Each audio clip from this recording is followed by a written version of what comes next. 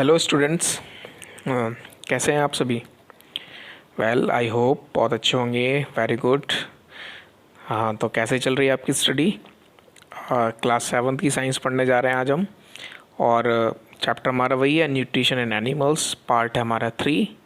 इससे पहले part number 1, part number 2 already हम पढ़ चुके हैं और आपने अभी पढ़ लिया है। तो लास्ट वीडियो तक हमने कितना कवर कर लिया था, लीवर तक, ईसोफेगस, है ना, ये सारी चीज़ें हम पढ़ के आ गए थे। Okay, now comes to the stomach. Stomach क्या है, स्टमक का रोल क्या है हमारी बॉडी के अंदर, क्या फंक्शंस करता है, ये सब चीज़ें आपको इसमें मिल जाएंगी। ओके, कंटिन्यू करते हैं। ओके, स्टमक सब जानते हैं। स्टमक वैसे कॉमनली नोन हम जानते हैं कि स्टमक को हम हिंदी में क्या बोल देते हैं, सेंस पेट बोल देते हैं। ओके, वैसे स्टमक पेट भी है, लेकिन इसमें जो खाना है वो सिर्फ स्टोर होता है। ओके, जैसे ईसोफेगस के थ्रू स्टमक में आता है तो स्टोर्ड हो जाता है, और कुछ पार्ट इसका डाइजेस्ट भी होता है। पूरा पार्ट नहीं, जो 100% डाइजेशन होता है वो स्मॉल इंटेस्टाइन में होता है, स्टमक में नहीं होता। स्टमक का रोल क्या है, तो द रोल ऑफ स्टमक है, stomach is a flattened U shape thick walled bag and widest part of the alimentary canal. देखो यू शेप्स थोड़ी सी बन रही है, देखो आप डायग्राम में, ये देखो ऐसे करके यू सी शेप बनती है ना, ऐसे करके ये ऐसे बन जाती है, और ऐसे करके नीचे ये, और यहाँ से ईसोफेगस जोड़ देते हैं हम ऐसे करके, ये हमारा स्टमक हो गया। तो जो स्टमक है आपका स्टूडेंट्स, वो यू शेप के होता है, थिक वॉल्ड होता है। जो इसकी वॉल होती हैं, जैसे ये जो वॉल है इसकी चारों तरफ की, ये कैसी हैं, थिक होती हैं। और वाइडेस्ट पार्ट है हमारे एलिमेंट्री कैनाल का। अब एलिमेंट्री कैनाल में बहुत सारे पार्ट आते हैं ना, मैंने स्टार्टिंग में ही आपको एलिमेंट्री कैनाल का बताया था। Alimentary canal is starting from the mouth यानी oral cavity and goes to end at the anus. Okay, ये बताया था ना मैंने कि माउथ से आपका स्टार्ट होगा, माउथ से ओके कहाँ तक जाएगा, एनस तक जाएगा। तो ये था हमारा एलिमेंट्री कैनाल। तो एलिमेंट्री कैनाल में माउथ भी आया, ईसोफेगस भी आया सॉरी, स्टमक भी आया, देन क्या कहते हैं, small intestine, large intestine, rectum, anus, ये सब पार्ट आ जाएंगे। तो हमारा स्टमक चल रहा है। स्टमक ने क्या बोला कि फ्लैटेंड यू शेप का होगा, वॉल इसकी थिक होंगी, और वाइडेस्ट पार्ट यानी सबसे बड़ा पार्ट होता है हमारा एलिमेंट्री कैनाल का, है ना, काफ़ी ज़्यादा स्पेस कवर करता है। It receives food from esophagus at one end and pushes the food down into small intestine at the other end। देखो साफ बोला ना, इसके दो एंड हैं, एक एंड से तो खाना आ रहा है इसोफेगस के थ्रू, और एक एंड है जो आपका स्मॉल इंटेस्टाइन से जुड़ा हुआ है। तो स्मॉल इंटेस्टाइन तक वो क्या जा रहा है, फूड आपका क्या कर रहा है, वो पुश कर रहा है, यानी धकेल रहा है किसको, फूड को। तो जैसे फूड इस तरफ से आया, यहाँ आया, पुश करेगा, और ये ऐसे करके स्मॉल इंटेस्टाइन में चला जाएगा। ओके स्टूडेंट्स, तो ये आपका रोल किसका है, ये रोल है हमारा स्टमक का। नाउ फंक्शंस क्या होते हैं स्टमक के, तो फंक्शन है आपके 6-7 फंक्शंस हैं, वो देख लेते हैं क्या है। तो फर्स्ट फंक्शन है, the inner lining of stomach secretes mucus, hydrochloric acid and digestive juices. जो स्टमक की इनर लाइनिंग, आउटर लाइनिंग की बात नहीं कर रहा, इनर लाइनिंग जो अंदर की तरफ है ना, ये जो अंदर की तरफ जो लाइनिंग है ना, ये इनर लाइनिंग है।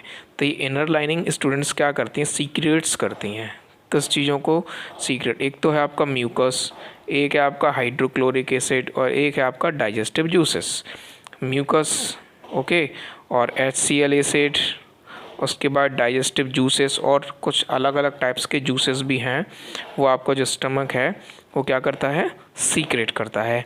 Mucus protects the lining of stomach. Mucus क्या करता है, प्रोटेक्ट यानी बचाता है, किससे, स्टमक, यानी प्रोटेक्ट करता है इनर लाइनिंग। म्यूकस एक चिपचिपा सा पदार्थ होता है जो अंदर की तरफ इस पर लगा रहता है, तो वो जो इसकी वॉल्स है ना उसको प्रोटेक्ट करता है। HCl makes the medium acidic so that digestive enzymes can perform their functions।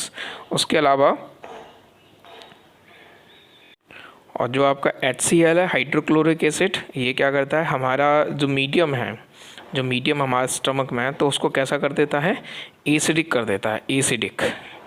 तो अगर क्वेश्चन ऐसे भी आता है कि हमारा जब खाना जब स्टमक में जाता है तो हमारा बॉडी का जो मीडियम है वो कैसा हो जाता है ना, तो आप उसका आंसर कह सकते हैं सर एसिडिक इन मीडियम हो जाता है। तो जितने भी एंजाइम्स होते हैं वो अपना फंक्शंस करेक्टली कर सकते हैं, है ना, एसिडिक की वजह से। और कुछ ऐसा भी होता है एसिडिक का ये भी बेनिफिट है कि अगर खाने के साथ साथ कुछ जर्म्स या कुछ ऐसे पैथोजेंस हमारी बॉडी के अंदर एंटर हो जाते हैं खाने के साथ, तो एसिडिक मीडियम होने की वजह से वो मर जाते हैं। Many protein digestion occurs in stomach mainly. Protein digestion occurs in stomach, ज़्यादातर जो प्रोटीन होता है वो डाइजेशन हो जाता है स्टमक में, ज़्यादातर प्रोटीन का। HCl also kills the bacteria that may have enter along with the food we eat. देखो उसने बोला ना, क्या बोला है कि जो HCl हाइड्रोक्लोरिक एसिड है वो क्या करता है, बैक्टीरिया या जर्म्स या पैथोजेंस जो हमारे खाने में आ जाते हैं उनको क्या कर देता है, किल कर देता है। ओके, और the digestive juices break down proteins into simpler substances, और जो डाइजेस्टिव जूसेस होते हैं वो प्रोटीन को ब्रेक डाउन कर देते हैं स्मॉल सब्सटेंसेस में। ओके, तो समझ में आया आपको सभी को, very good. Now the next is small intestine. क्या है स्मॉल इंटेस्टाइन? बहुत इंपॉर्टेंट रोल है हमारी बॉडी के अंदर स्मॉल इंटेस्टाइन का।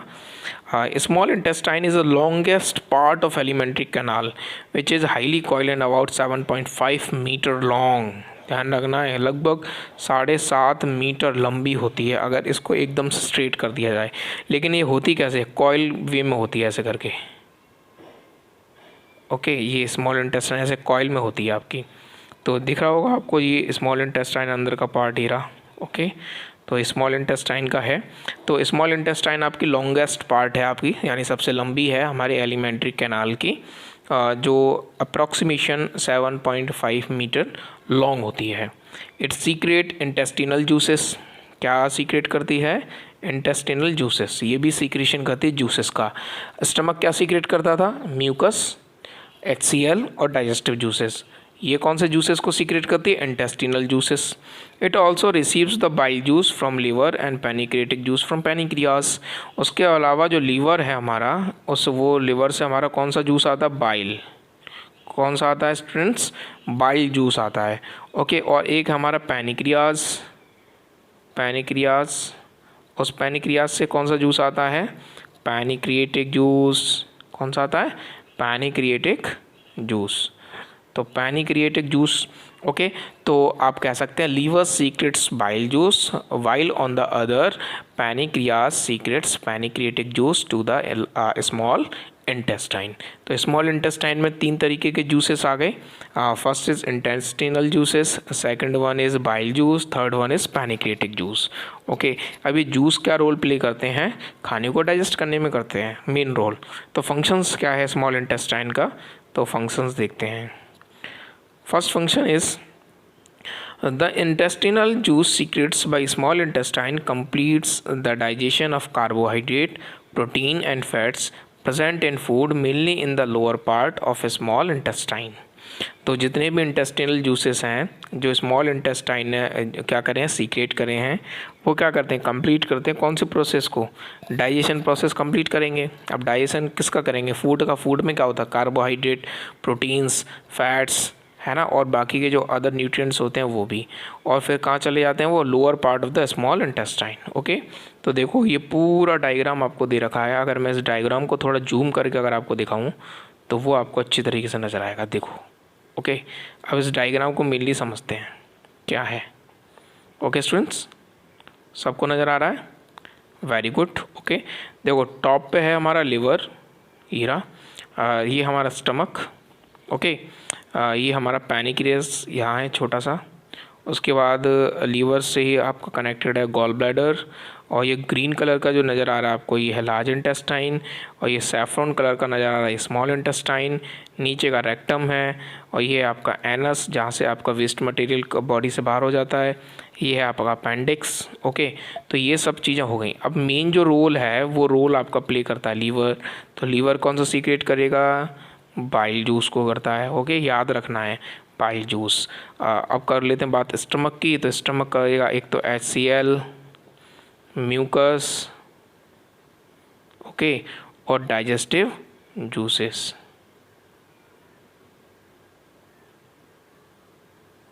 ओके, तो ये 3 चीज़ें कौन सीक्रेट करता है? स्टमक करता है।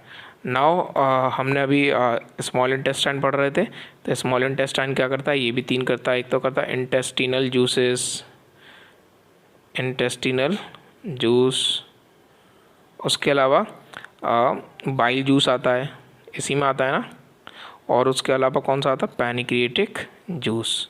ये सारी चीज़ें स्मॉल इंटेस्टाइन में आती हैं, जिससे हमारा जो फूड है वो डाइजेस्ट हो जाता है। ओके, और डाइजेशन होने के बाद वो फूड कहाँ चला जाता है? बाकी का बचा हुआ भाई जो मेनली जो फूड से मिला हमें carbohydrate, fat, protein, vitamins, minerals, water, वो सभी तो हमारी स्मॉल इंटेस्टाइन ने क्या कर लिया? एब्सॉर्ब कर लिया। बाकी का जो फर्दर बचा हुआ पार्ट वो कहाँ गया? लार्ज इंटेस्टाइन में। तो आगे लार्ज इंटेस्टाइन आएगा, उसे ही पढ़ेंगे। Now comes to the liver. Liver क्या है स्टूडेंट्स? ओके, या अब आपको अच्छा दिख रहा होगा, very good. Liver, it is a reddish brown gland situated on the right side of the upper part of the abdomen. It is the largest gland of our body. Reddish brown colour का होता है, जो हमारे right side में, जो हमारी abdomen होती है, एब्डोमन के जस्ट अपर पार्ट में राइट हैंड साइड की तरफ होता है। ओके, एब्डोमन वही मतलब पेट है, ऐसे घबराना नहीं है। एब्डोमन क्या हो गया है ना, स्टमक है, वही एब्डोमन। एब्डोमन के जस्ट राइट हैंड साइड की तरफ अपर पार्ट में हमारा लीवर सिचुएटेड होता है। कलर कैसा होता है? रेडिश होता है। किसकी वजह से होता है? क्योंकि इसमें आयरन सबसे ज़्यादा होता है। क्या होता है? आयरन। लार्जेस्ट ग्लैंड है हमारी बॉडी का। अगर पूछा जाए which is the largest gland of a body, तो योर आंसर इज, या वर्ड आंसर इज लीवर। कौन सा आंसर हो जाएगा? तो लीवर। तो लीवर हमारे इस बॉडी का सबसे बड़ा ग्लैंड भी है। फंक्शंस क्या करता है लीवर? तो फंक्शंस सिंपल हैं। It secretes bile juice which play an important role in digestion of fats. Fats की डाइजेशन, तो फैट्स की डाइजेशन में सबसे इम्पॉर्टेंट रोल प्ले करता है लीवर। लीवर सीक्रेट करता है बाइल जूस। बाइल जूस जाता है आपका स्मॉल इंटेस्टाइन में, और स्मॉल इंटेस्टाइन में जितने भी फूड से इंग्रेडिएंट्स हमें मिले वो हमारी स्मॉल इंटेस्टाइन एब्जॉर्ब कर लेती है और बॉडी के डिफरेंट पार्ट तक पहुंचाएगी फिर आगे। ओके, तो लीवर का मेन रोल है secretes the bile juice which helps to digestion of fats. Gall bladder का क्या काम है? गॉल ब्लैडर अभी जस्ट मैंने डायग्राम में ऊपर वाले में दिखाया था। स्मॉल इंटेस्टाइन लीवर के जस्ट बॉटम पार्ट पे था गॉल ब्लैडर। गॉल ब्लैडर क्या है? Gall bladder bile juice is stored in a sac like structure called gall bladder. अब आपको मालूम पड़ा, आप कह सकते हैं गॉल ब्लैडर एक तरीके का स्टोरेज हाउस है। क्या है? स्टोर्ड हाउस है, जो बाइल जूस को क्या करता है? स्टोर्ड करता है। एक सैक लाइक स्ट्रक्चर होता है और उसमें हमारा जो बाइल जूस है वो क्या होता है? स्टोर्ड रहता है। ठीक है, और सीक्रेट कौन करता है? लीवर करता है। पैनक्रियास क्या है? It is a cream coloured gland located just below stomach. Cream colour जैसा कह सकते हैं, क्रीम कलर जैसा ग्लैंड है और ये जस्ट बिलो द स्टमक। और स्टमक जो है हमारा जस्ट बिलो, उसके जस्ट नीचे होता है आपका कौन? पैनिक्रियास। फंक्शन क्या है पैनिक्रियास का? फंक्शन है its secrete pancreatic juice which act upon carbohydrate, proteins and convert them into simpler form. Okay, तो ये है कि ये सीक्रेट करता है आपका पैनिक्रिएटिक जूस, जो किस पे एक्ट करेगा? कार्बोहाइड्रेट पे करेगा, प्रोटीन्स पे करेगा और कन्वर्ट कर देता है सिंपलर फॉर्म में। ओके, अब एंड प्रोडक्ट्स ऑफ डाइजेशन क्या हैं? प्रोडक्ट्स जो हमें मिलते हैं वो क्या क्या हैं वो भी देख लेते हैं। First, proteins get converted into amino acid. आपको याद रहना चाहिए, एग्जाम में कई बार आता भी है। जैसे इस तरफ है प्रोटीन्स, किस में कन्वर्ट हो जाएगा? अमीनो एसिड्स में हो जाएगा। नाम ध्यान रखना है, the proteins converted into amino acid. Proteins ingredient है हमारे फूड का, सिंपलर फॉर्म क्या है इसकी? Amino acids. ओके, जो फैट्स हैं, फैट्स कन्वर्ट हो जाएंगे आपके ग्लिसरॉल में, है ना, यानी फैटी एसिड्स में और ग्लिसरॉल में, दो चीज़ों में आपके कन्वर्ट हो गए फैट। तो proteins can be converted into amino acids, fats converted into fatty acids and glycerol. Carbohydrates get converted into simpler sugar like glucose. Carbohydrate किस में कन्वर्ट हो जाता है? ग्लूकोज में हो जाता है। ओके गाइस, तो आपको 3 चीज़ें यहाँ से मालूम पड़ी क्या, कि सब प्रोटीन्स कन्वर्ट हो जाते हैं अमीनो एसिड्स में, फैट्स कन्वर्ट हो जाते हैं फैटी एसिड्स में, ग्लिसरॉल में, कार्बोहाइड्रेट क्या कहते हैं सिंपलर फॉर्म होती है ग्लूकोज में कन्वर्ट हो जाती है। ओके, तो इतना दिमाग में रखना है। Okay guys, very good. Now come to the absorption. Absorption पढ़ना पड़ेगा क्योंकि अभी जस्ट हम स्मॉल इंटेस्टाइन कंप्लीट कर लिया है। स्मॉल इंटेस्टाइन ने पूरी प्रोसेस कर ली डाइजेशन की, तो एब्जॉर्प्शन प्रोसेस क्या है वो देख लेते हैं। कहाँ हो रही है एब्जॉर्प्शन प्रोसेस? स्मॉल इंटेस्टाइन में हो रही है ना। तो एब्जॉर्प्शन इज द प्रोसेस,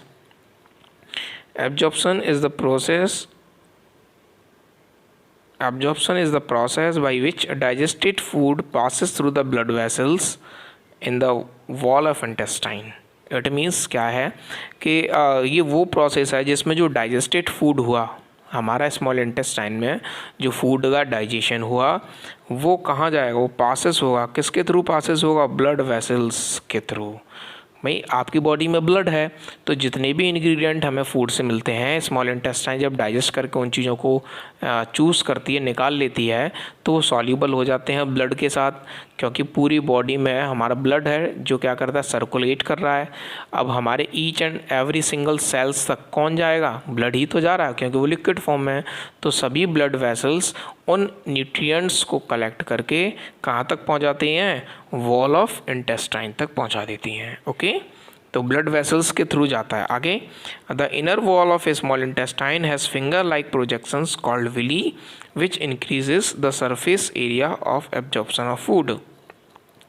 उसके बाद जो स्मॉल इंटेस्टाइन की इनर सरफेस होती है गाइस, जो इनर वॉल आप कह सकते हैं, उसका जो स्ट्रक्चर है वो फिंगर की तरह है, उंगलियों की तरह होता है, जिन्हें हम विली बोलते हैं, जो इंक्रीज़ कर देती हैं सरफेस एरिया को।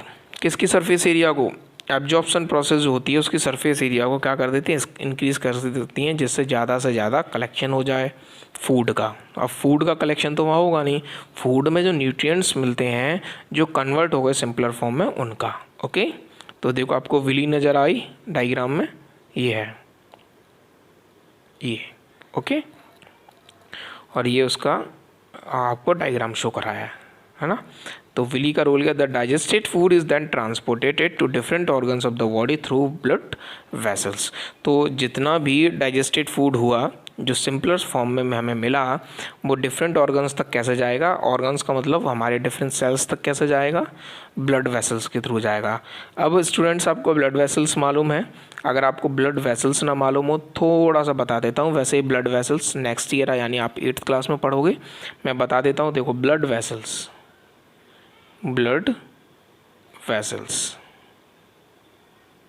ओके। अब ये ब्लड वेसल्स जो हैं वो आपकी मेनली 3 टाइप्स की, 1, 2 और एक इसी में से 3 पार्ट ले लो। एक होता वीन्स, एक होता आर्टरीज। ओके, आर्टरीज फर्दर छोटे छोटे डिवाइड हो जाती हैं कैपिलरीज में। किस में? कैपिलरीज। तो आप कह सकते हैं blood vessels are of 2 types, veins and arteries, and the further arteries can be divided into small tube called capillaries. Veins और आर्टरीज होती हैं और आर्टरीज फर्दर डिवाइड हो जाती हैं कैपिलरीज में, जो छोटे छोटे ट्यूब्स होती हैं, आप कह सकते हैं, जो आर्टरीज की हेल्प कराने के लिए। जैसे कोई बड़ी रिवर हो, एग्जाम्पल में कैसे समझेंगे? जैसे गंगा है, तो गंगा काफ़ी बड़ी नदी है, ब्रह्मपुत्रा काफ़ी बड़ी नदी है ना, और गोदावरी है ना, कृष्णा, ये हमारी इंडिया की बहुत बड़ी बड़ी रिवर हैं, सिंधु, इंदस, तो ये इतनी सारी बड़ी बड़ी नदियां हैं। तो अगर इनमें से छोटी छोटी नदियां निकाल दो या छोटी छोटी नहरें निकाल दो तो उन्हें हम क्या बोलते हैं? ट्रिब्यूटरीज, है ना। जैसे एग्जांपल आप ले लो Chambal is a tributary of Yamuna river. तो चंबल एक यमुना रिवर की ट्रिब्यूटरी है, मान के चलो। एक एग्जांपल बता रहे हैं हमने सोशल तो पढ़ना नहीं है, एक एग्जांपल बता रहे हैं क्या, कि जैसे चंबल नदी है तो वो किस में से निकलती है? यमुना में से निकलती है। तो चंबल नदी जब यमुना में से निकलती है तो मेन रिवर कौन सी हो गई? यमुना, है ना। और ट्रिब्यूटरी चंबल क्या हो गई? ट्रिब्यूटरी ऑफ यमुना, वैसे चंबल रिवर है, लेकिन ट्रिब्यूटरी किसकी कहेंगे हम उसे? यमुना की। इसी तरीके से देखो, कोई एक जगह से दूसरी जगह निकलता है, एक में से दो पार्ट, 3 पार्ट, 4 पार्ट हो जाते हैं तो ट्रिब्यूटरी बन जाता है। इसी तरीके से हमारी बॉडी के अंदर है, वेन्स होती हैं, आर्टरीज होती हैं। अब आर्टरीज पर बहुत ज़्यादा प्रेशर होता है, क्योंकि जब हार्ट से हमारा ब्लड पंप होता है तो ब्लड क्या होगा, डिफरेंट पार्ट्स तक जाएगा बॉडी के। अब इतना ज़्यादा ब्लड जब पंप होगा तो अकेले आर्टरीज जो होती हैं वो उसको कैरी नहीं कर पाती, तो आर्टरीज क्या करती हैं, छोटे छोटे ट्यूब्स अपना डिवाइड कर रखा है बॉडी में, जिन्हें हम बोलते हैं कैपिलरीज। तो कैपिलरीज भी आर्टरीज की हेल्प कराती हैं। Okay, very good. अगर नहीं समझ में आया तो बिल्कुल माइंड नहीं करना है, नेक्स्ट ईयर आपका आ जाएगा। एसिमिलेशन प्रोसेस क्या है स्टूडेंट्स? एसिमिलेशन प्रोसेस थोड़ा देखते हैं। मैं थोड़ा सा इसे छोटा कर रहा था जिससे पूरा स्क्रीन पे आ जाए। ओके, देखो एसिमिलेशन प्रोसेस क्या है। It is the process by which digested food that are absorbed by walls of intestine are carried out to different organs of the body through blood vessels to build complex substances such as proteins that is required by our body. Okay, assimilation क्या है? Assimilation एक वो process है जिसमें जो भी digested food होता है ना, वो क्या होता है, एब्जॉर्ब्ड हो जाता है। एसिमिलेशन प्रोसेस के थ्रू एब्जॉर्ब्ड हो गया है ना, वॉल्स ऑफ इंटेस्टाइन। वो कैरिड आउट डिफरेंट ऑर्गन्स तक होगा, किससे? ब्लड वेसल्स के थ्रू होगा। To build complex substances such as proteins that is required by our body.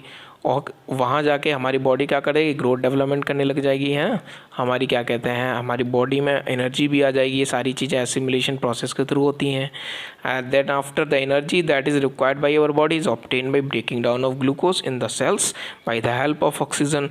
उसके बाद हमें ग्लूकोज मिल ही गया हमें फूड से, भाई कार्बोहाइड्रेट हमारा ब्रेक डाउन हो गया, क्या बन गया, ग्लूकोज।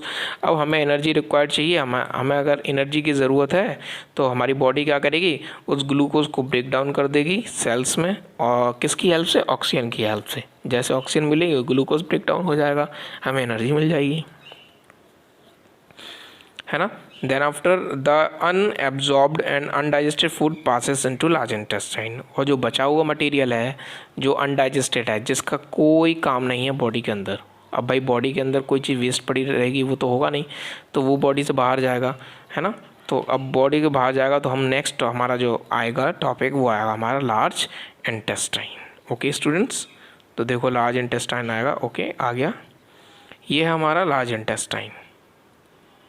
इसका रूल क्या है लार्ज इंटेस्टाइन का? तो मैं थोड़ा सा इसको जूम कर देता हूँ जिससे आपको थोड़ा सा अच्छी तरीके से दिखे। ये देखो, अब तो सही है। ओके, देखो large intestine, it is wider and shorter than small intestine which is about 1.5 metre length. उसका स्मॉल इंटेस्टाइन का कितना था? 7.5 मीटर। इसका कितना है? 1.5 मीटर। दोनों में डिफरेंसेस है, ये 1.5 मीटर है, वो 7.5 मीटर था। ओके स्टूडेंट्स, तो आप कह सकते हैं इट इज़ वाइडर, यानी काफ़ी ज़्यादा चौड़ा होता है, छोटा होता है, comparison of the small intestine जिसकी लेंथ होती है 1.5 मीटर। ओके, तो लार्ज इंटेस्टाइन का डायग्राम आपको नज़र आ रहा होगा स्क्रीन पे। तो आप देख लो अच्छी तरीके से, जो ग्रीन कलर का पार्ट है ना, वो हमारी लार्ज इंटेस्टाइन है। अब फंक्शन क्या है वो उसको पढ़ लेते हैं, functions. It absorbs water and some salts from undigested food that comes from a small intestine and thus the semi-solid waste material जिसे हम बोलते हैं feces formed passes into। Okay, देखो अब ये क्या एब्जॉर्ब करता है, एक तो वाटर को एब्जॉर्ब करेगा, कुछ सॉल्ट्स होते हैं उन्हें एब्जॉर्ब करता है, कहाँ से? अनडाइजेस्टेड फूड से। देखो जब हमारा स्मॉल इंटेस्टाइन से जो अनडाइजेस्टेड फूड आता है तो उसमें बहुत सारी चीज़ें ऐसी आ जाती हैं जो हमारी बॉडी के काम की हैं, तो वो बॉडी के काम की हैं तो ऐसे वेस्ट तो जाएंगी नहीं, तो हमारा लार्ज इंटेस्टाइन उस चीज़ को क्या कर लेता है, एब्जॉर्ब कर लेता है। जैसे पानी आ गया तो पानी को एब्जॉर्ब कर लेगा, है ना, कुछ सॉल्ट्स आ गए उन्हें एब्जॉर्ब कर लेगा अनडाइजेस्टेड फूड में से, है ना। और अनडाइजेस्टेड फूड कहाँ से आ रहा है? स्मॉल इंटेस्टाइन से। तो जो सेमी सॉलिड वेस्ट मटेरियल होता है उसे हम बोलते हैं फीसेस, है ना, वो पासेस होता है इनटू, यानी इसके थ्रू पास होता है। सॉलिड वेस्ट की बात कर रहा हूँ मैं, जैसे आप लेट्रिन बोलते हैं, आपके हम सब लैटिन बोलते हैं उसे, है ना। इसमें हंसने की बात नहीं है। आप थोड़ा ही सोचो सच क्या पढ़ा रहे हैं। अब देखो स्टूडेंट, ये तो साइंस है और साइंस में सारी चीज़ें तो आती हैं, है ना। इसमें हंसने की बात नहीं है। लैट्रिन है तो है। तो लैट्रिन होती है जैसे हम फीसेस या सॉलिड वेस्ट मटेरियल बोलते हैं, जो स्मॉल इंटेस्टाइन से आ जाती है। उसके सेकेंडली उसमें भी कुछ ऐसे अनडाइजेस्टेड फूड में कुछ ऐसे हमारे काम की चीज़ें जैसे वाटर आ जाता है, कुछ सॉल्ट्स आ जाते हैं, उन्हें कौन एब्सॉर्ब कर लेगा? स्मॉल इंटेस्टाइन एब्सॉर्ब कर लेगा। This process of removal of faeces semi solid waste material from rectus through anus from time to time is termed as egestion. देखो आ गया ना एंड में इजेशन, इराइजेशन।